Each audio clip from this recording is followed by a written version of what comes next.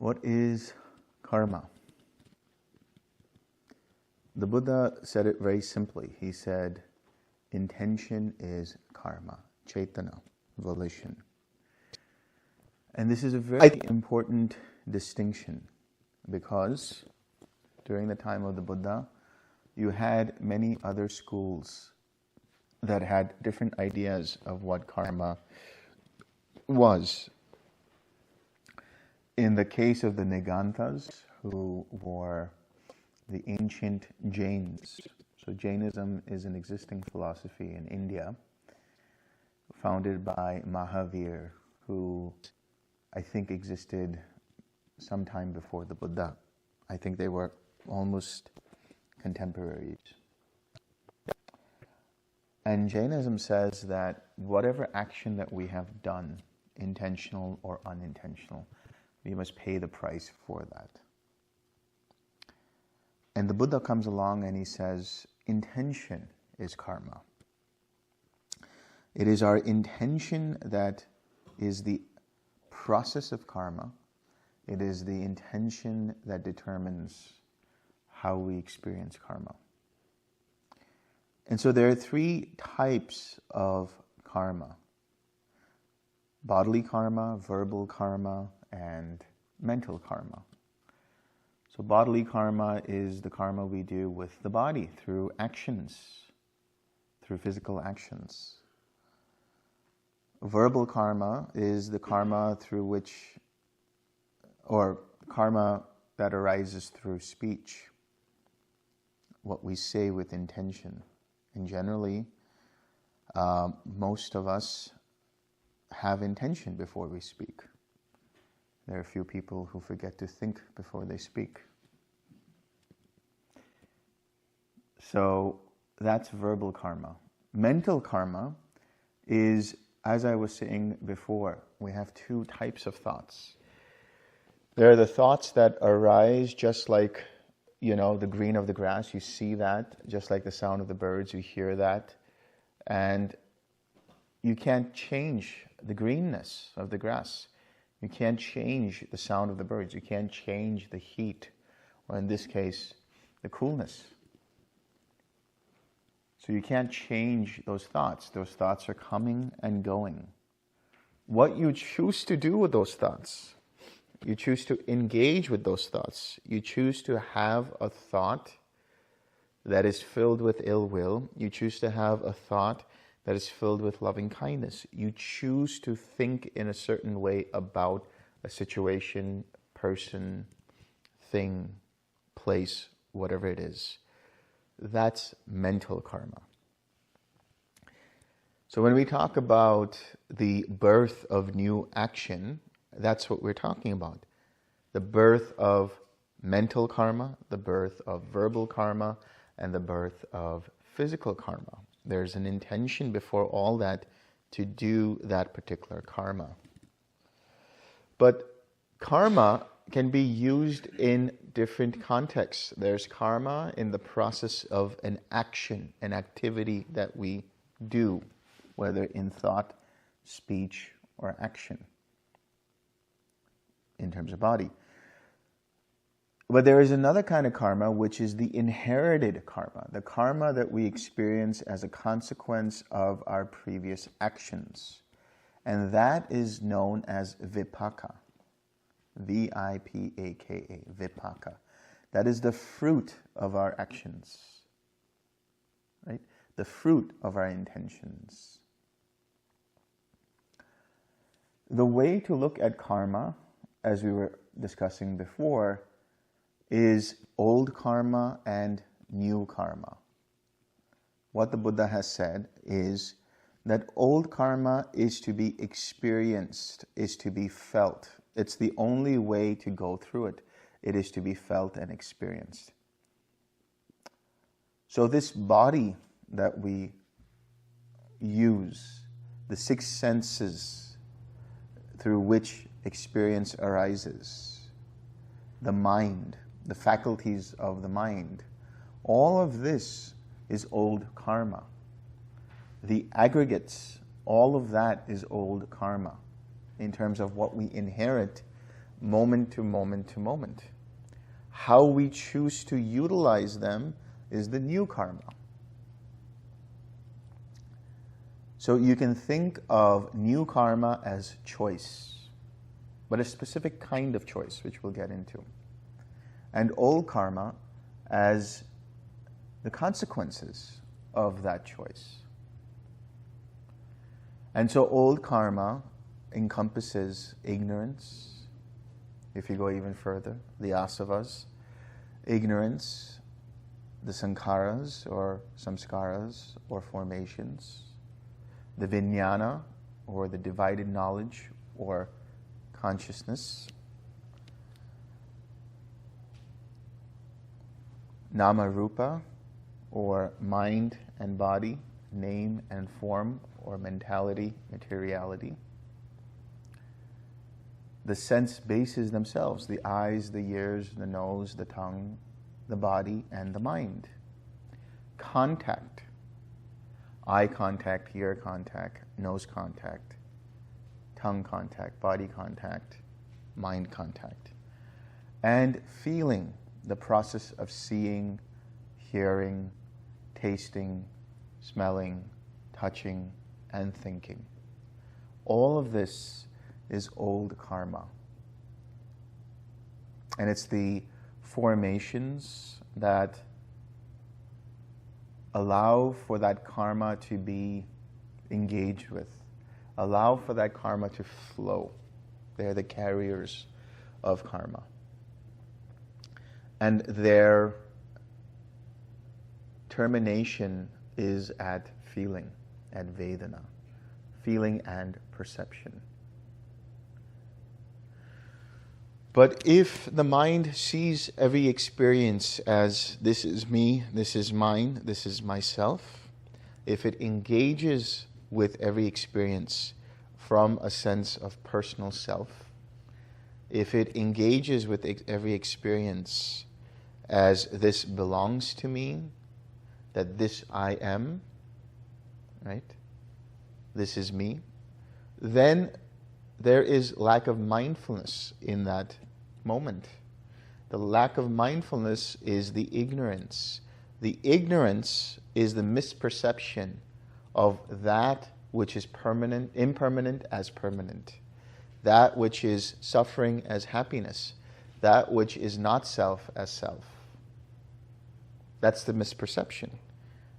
And when we talked about the lack of mindfulness of the Four Noble Truths in every moment, we're talking about the lack of awareness of conditionality in every moment. That is what the Four Noble Truths are, conditionality. With the arising of this, there is the arising of that. With the passing away of this, there is the passing away of that.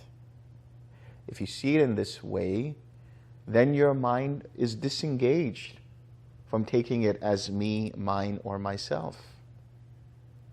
But as soon as the mind is unable to see that due to ignorance, because of muddled mindfulness or lack of mindfulness, then in that moment there is the liability of an underlying tendency to arise. In the case of pleasant experiences, we said underlying tendency towards craving. In the case of unpleasant experiences, we said the underlying tendency towards aversion. And in the other five, in regards to the pleasant, unpleasant, and neutral experience. So when we take the experience as this is me, this is mine, this is myself, then there can arise craving. The reactivity, the reaction to the experience, right, will give rise to craving. That craving gives rise to clinging. That clinging gives rise to habitual tendencies. And those are the ingredients for that choice rooted in ignorance, in craving, in conceit, in the wrong notion of self, in misperception. And because you have that choice rooted in ignorance, there is the birth of new action. There is a birth of a further karmic chain, a further karmic link in the chain. and hence suffering. So it is at every experience, in every given moment, that we have mindfulness, that there is no liability of craving to arise. And specifically the mindfulness of conditionality. The realization that this arose due to causes and conditions and it will pass away. Hence, it's not mine, it's not me, it's not myself. So why am I getting so bothered about this? Why am I getting so agitated by this? Why am I wanting to control it? Why am I craving for it? Why am I identifying with it? Because there's still some misperception there in the mind. This is what happens in the meditation. All experience in the meditation is not me, not mine, not myself. When we sit down for meditation, there is just meditation going on. There is no meditator. There is a process of meditation. That which we call the witness, that which we call the observer, is just another experience, is just another thought, is just another mental object. If we can find that space before the I arises, then that is true meditation. That is natural samadhi. Experience everything fully as it actually is, but disengage the I from it. Disengage the me, the myself from it. And there's nothing else for you to do. In that moment, your mind is free of any craving, free of any ingredients for the arising of any further karma. And in fact, that karma weakens. When you meditate in this way, no matter what hindrance may arise, you see it as just another thought, that this is not me, this is not mine, this is not myself. And so how do you choose to engage with it? You don't try to control it, you just see it as an impersonal process. The intention to let go is the only intention that is rooted in the Eightfold Path. Of course, they have the cultivation of loving kindness, the cultivation of compassion. You're using these to condition the mind, recondition the mind. But just abandoning and letting go does not result in future propagation, proliferation of karma. You drop it completely. And by dropping it, no new karma can arise. This is the essence of the Eightfold Path.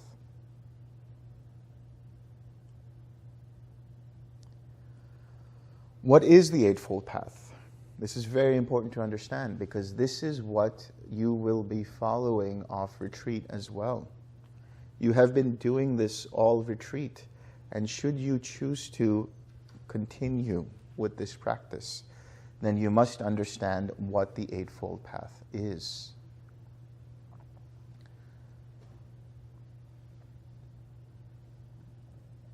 First is right view, samaditi.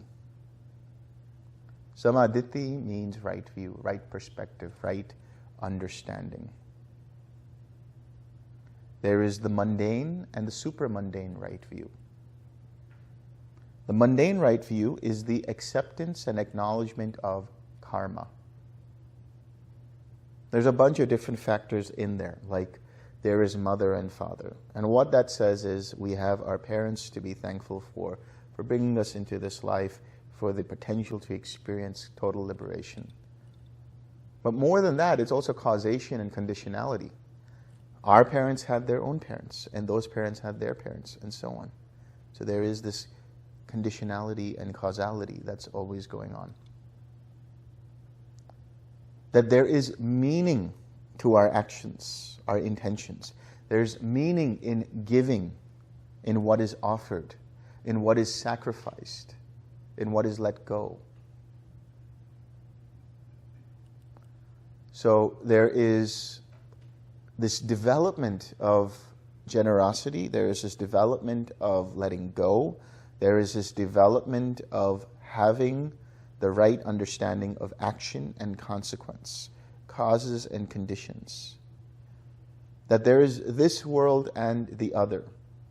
Now, this part of right view can mean that there is this world in terms of our physical sense-based world, and there is the internal world of our mind through which jhanas can be cultivated, through which supramundane experiences can be had.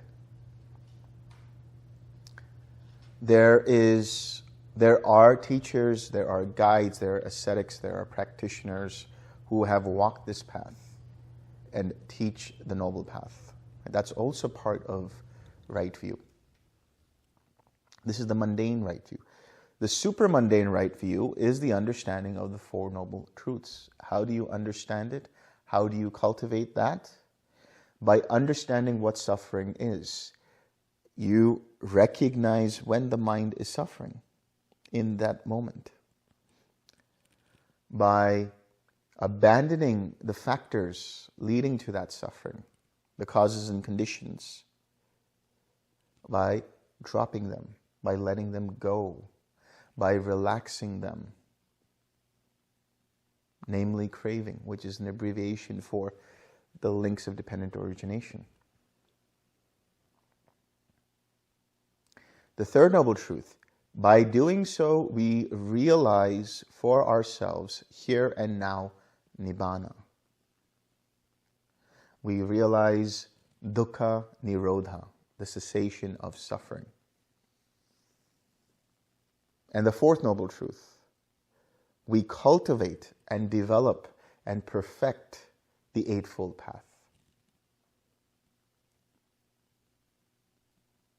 So this right view then leads to what's known as samma sankappa, right determination or right intention. And this is made up of three things: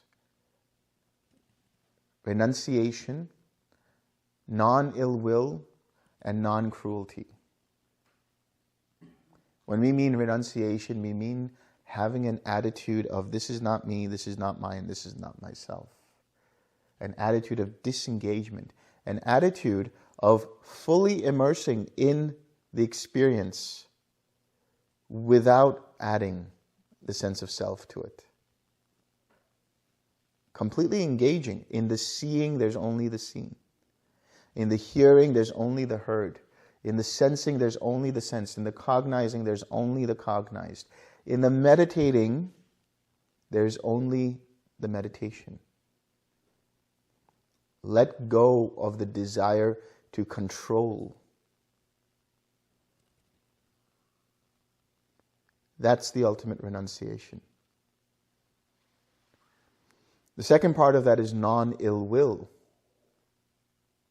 Letting go of the desire to harm. Right? And this is cultivated through the practice of loving kindness. The third aspect is non-cruelty, or avihimsa. Vihimsa means cruelty. Avihimsa means non-cruelty. And this is cultivated through compassion, because there we recognize our own suffering, and therefore we recognize the suffering of others. And we choose not to add to the suffering of others. Because when we engage with people through our anger, through our hatred, through our greed, through the misperception of self, and we say something from that, we act from that, we even think from that towards that person, that is cruelty. We must see that when a person attacks us verbally, when a person tries to engage in these debates and arguments and is trying to pull us down, that is a reflection of them. That is a reflection of their own suffering. So it's about changing the perspective on this.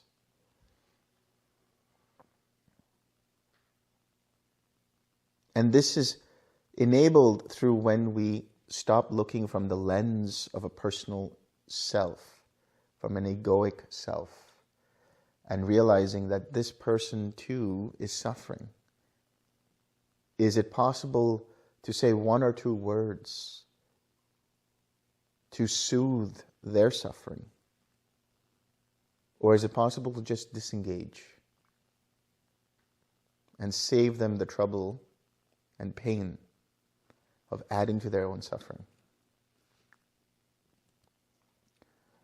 So this takes us to right speech, right action, and right livelihood. Right speech is not using speech that is false, not indulging in gossip, using unnecessary speech, and using speech to demean, to harm, to create division. So I use an acronym for that. Think before you speak. THINK. So T stands for timeliness. Is it the right time for me to say what I'm about to say? H is for honesty. What am I about to say? Is it true or untrue? Do I know it to be true or untrue? Is for intention. What is the intention of what I'm about to say? N is for necessity. Is it necessary? Is it going to benefit them? Is it beneficial for me or the other party? Or both? And K is, can I say it with kindness? Think before you speak. You can still scold your children. You can still admonish them. You can still reprimand them. But can you do it with kindness? Can you do it in a way that doesn't demean them? That doesn't make them feel like they're not loved? That doesn't make them feel like our love is conditional? Right action is keeping the rest of the precepts, right? Which means we do not engage in harming other beings. We do not engage in taking what is not freely given. We do not engage in sexual misconduct or sensual misconduct. We don't engage in indulging in intoxicants. Of course, when you see in the suttas, that's not mentioned, but it is implied because you need right mindfulness. And you can only have right mindfulness when your mind is not topsy-turvy due to intoxicants. And right livelihood, which means not engaging in any kind of trade, business, career, or job that results in the direct harming of other beings.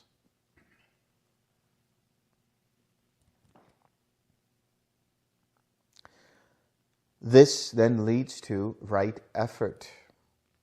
Now we are getting into samadhi. We just talked about sila with right speech, right action, and right livelihood. Now we're getting to samadhi, which is the development of right effort using the 6 R's. That is the heart of the Eightfold Path. That is the foundation of the Dhamma, is right effort. Because it is only through right effort that we go from wrong view to right view, wrong intention to right intention, wrong speech to right speech, wrong action to right action, wrong livelihood to right livelihood. And then our mind starts to become mindfulness. Then our mind is able to directly engage with every given moment and understand how mind's attention is moving from one object to the other. And only then do we get to right collectedness. Right effort leads to right mindfulness. Right mindfulness leads to right collectedness, where the mind starts to bring up an object and stays with it. It anchors in that particular object. And it starts to teach itself where the craving arises, how the craving arises, how when one lets go, there's relief. So directly exercising the Four Noble Truths through the practice of meditation. Here is a hindrance, that is suffering. That is the first Noble Truth. My undue attention and desire to control that hindrance is the second Noble Truth. I choose to release my attention from that and relax. And in that moment I experience relief. That is the third Noble Truth. And when I re-smile and return, I am directly engaging with the rest of the Eightfold Path and cultivating right meditation, right collectedness. Every time you do this, you are directly engaging with the Four Noble Truths. You are teaching yourself causality and conditionality, if you see it in this way. This therefore leads to the establishment of supramundane right view and the supramundane right intention, which is just to see everything as an impersonal process.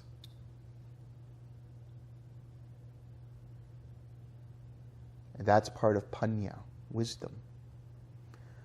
And what gets unlocked eventually is sama vimutti and sama jnana. That is right knowledge and right freedom. There is the freedom and the knowledge that one is free.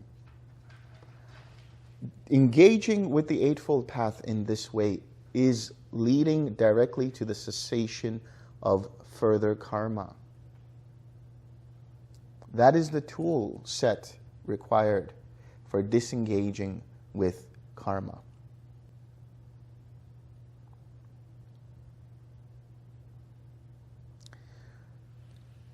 When there is a sutta called the Conch Blower, it's a very interesting sutta. It talks about how when one radiates loving kindness in the different directions, in the same way, has anyone ever used a conch shell before? Or seen that? Yeah? Right? There's a special way in which you have to blow into the conch shell. And when you do that, it produces this trumpeting sound.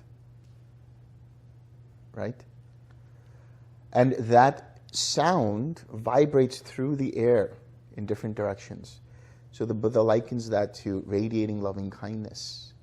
And this is what he says. Directly doing this, radiating loving kindness in that moment, directly disengages you from that karma of whatever is arising, diminishes that karma. Because your mind is liberated from that loving through that loving kindness, through that compassion, through that joy, through that equanimity. When you have these four Brahmaviharas, they directly have a direct effect on your mind and therefore your intentions.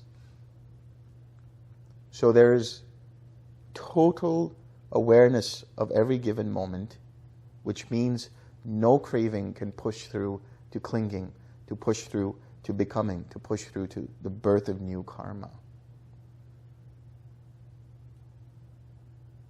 A similar sutta is about the salt in water. What that says is, if you take a teaspoon of salt and you put it in a glass of water and you taste that water, it is salty. But you take that same teaspoon of salt and you put it into a lake, a freshwater lake, and you scoop the water and you drink it, you will not taste that salt. Or barely, if at all, taste that salt. That salt is karma. And our cultivation of the practice is expanding from the glass of water to that lake. That same amount of karma that arises is diminished in terms of how we are able to handle it. Namely, by letting go.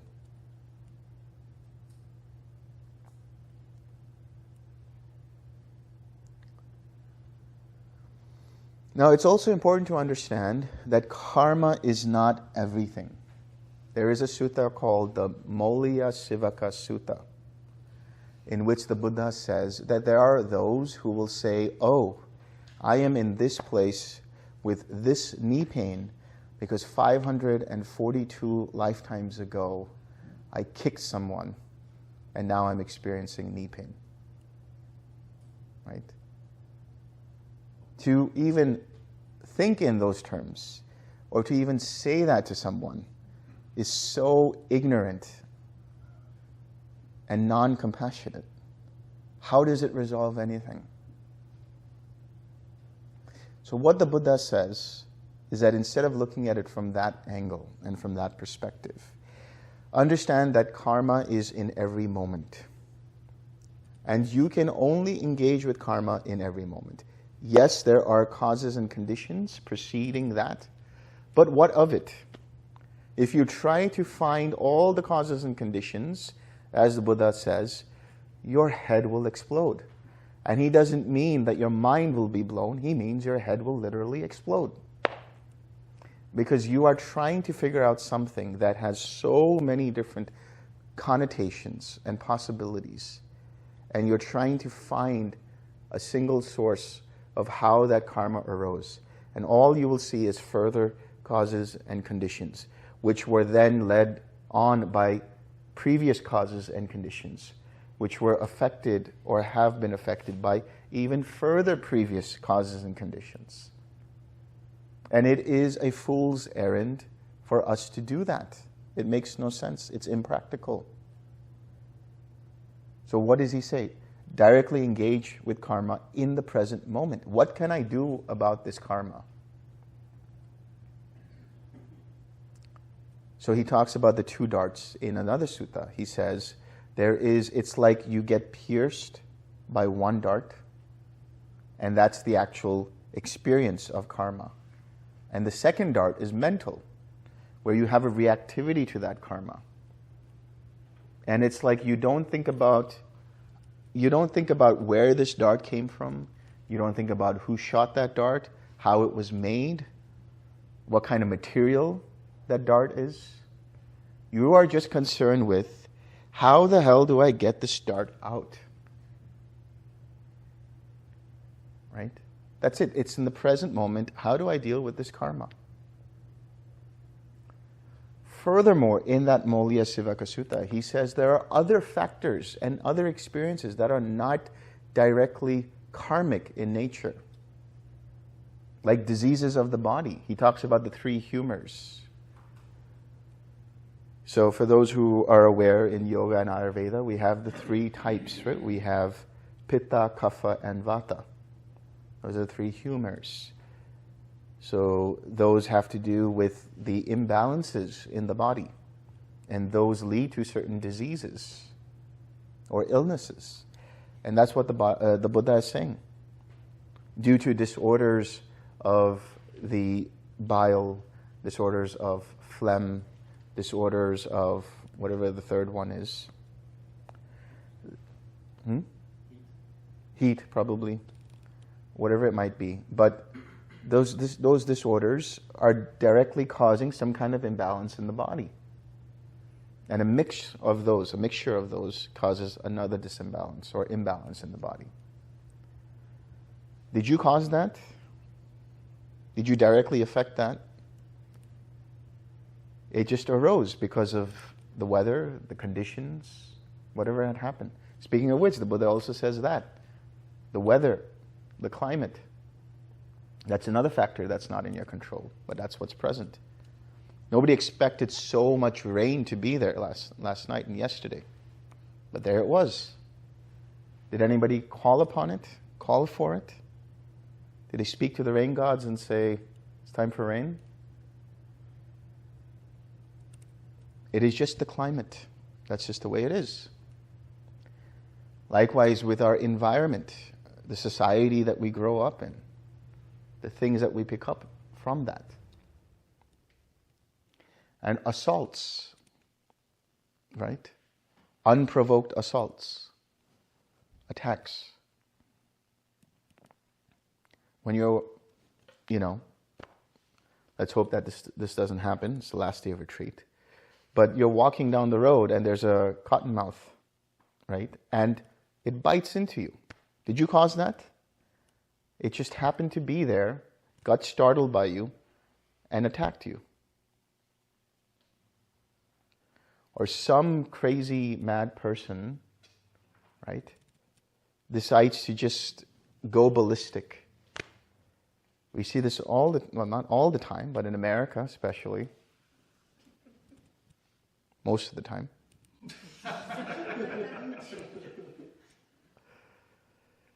Did they cause that? It just happened to be that there was a mad person over there who decided to attack. And accidents. That's the other factor. Accidents. We don't cause accidents. That's why it's called an accident. We don't intentionalize an accident. We just don't happen to be seeing what's going on, or the other person doesn't happen to be seeing what's going on, and there's an accident. So what the Buddha is saying is, don't be that kind of person that says, oh, woe is me, this is my karma. Understand there are other factors in motion. And also that it doesn't matter what karma caused which thing to happen. What are you directly doing in this present moment to disengage with it? How are you utilizing the Four Noble Truths? How are you cultivating the Eightfold Path for the cessation of that present moment karma, so that you prevent the future proliferation and propagation of new karma? That's it.